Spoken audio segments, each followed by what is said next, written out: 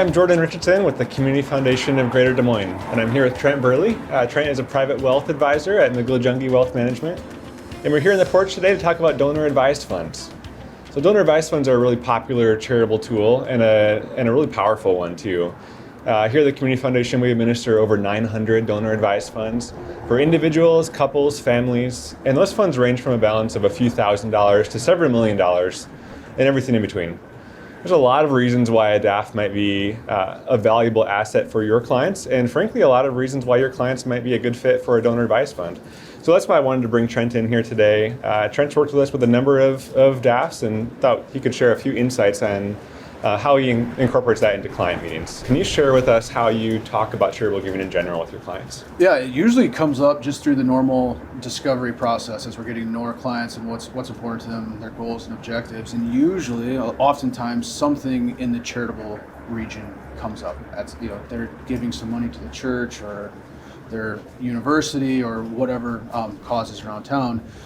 And so it's important for us to know that and to help plan for that. And using things like donor advised funds has been a great way for us to help address those goals. Yeah, well, and I'm glad you say that. It does seem like donor advised funds are a pretty popular solution for your clients. Mm-hmm. Can you tell us just a little bit about why that's the case? Yeah, I think there's really three ways that we're looking at these. I think the first way and maybe the simplest way is as clients approach retirement, oftentimes a lot of their current giving that they're funding out of their cash flow, they want to be able to sustain that in retirement. So during those last few years, while they're in the higher tax brackets, what we talk to them about is building up a balance to help set aside dollars for charitable giving in retirement. So handles things a couple different ways. One, it takes advantage of the tax deduction when they're paying more taxes, so it's more meaningful at that point in time. And then I think really mentally, they know that there's dollars set aside that they're not going to have to use other assets or other income streams for in retirement. The second way is with the current tax legislation and the higher standard deduction limits, it makes it harder for people to itemize some of their charitable deductions. So we'll help them bunch those into 1 year. So in year one, they get a higher deduction. Years 2 and 3, they go back to using the standard deduction and just give from the balance that they built up in year one. And then we just keep doing that throughout time. And then I'd say the other way is if we have a big tax event in a year, if we know that there's a business that's going to sell, or if they have some company stock that needs to be sold or they'd like to sell, something that's going to give them an unusually high tax year, this gives us an opportunity to make a bigger donation than they normally would, with the idea that they can fund future years out of it. So it just really offsets maybe an abnormal or really high income year relative to the rest of their income goals. Yeah, that's great.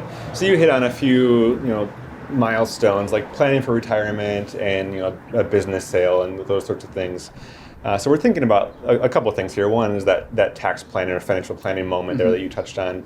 But then I'm also curious to hear a little bit more about the type of client, maybe from an asset standpoint that you're working with. Is there a dollar threshold for charitable giving that you think at this point maybe we should talk about the DAF?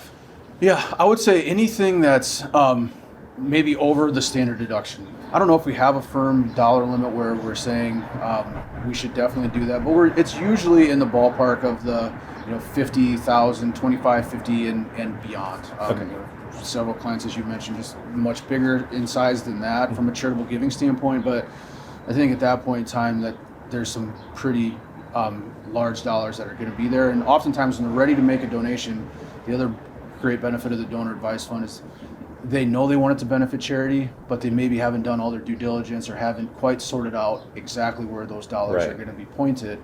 So using the donor advised fund gives them the flexibility to make that decision later. And we both know there's a lot of options in the marketplace to establish a DAF. We are one of those at the Community Foundation, and we've got to work together on several of your clients, like we mentioned before. Can you just share maybe one or two reasons why the Community Foundation's been a helpful partner for McGill-Jungie? Yeah. First and foremost, we love the local presence. You guys have a really good pulse on what's happening in the community and where maybe some needs are that some people aren't always privy to, and some things that need some assistance that you guys can help lead them to, or at least open their eyes to some of those opportunities. That's been awesome. Really the community impact, or just the local community impact. Also just you guys service has been awesome. Your willingness to come meet with clients and really help explain the donor advised fund. We try to educate them on them before you guys are there, but a lot of times with these charitable giving dollars, we're viewing them as, they could be multi-generational dollars, where it's not only just it's not only mom and dad, but it's also all the kids and grandkids too, kids right? and grandkids that are going to be involved. So having somebody local that they can talk to, share ideas, and then say, it's definitely not the last thing, but one of the other big impacts is, again, coming back to the idea of maybe they don't exactly know where the money's needs to go, or where they want to benefit. And you guys have been very helpful at, if they know a cause, you guys have been helpful at helping them find the right spot to address that issue that they're hoping to solve.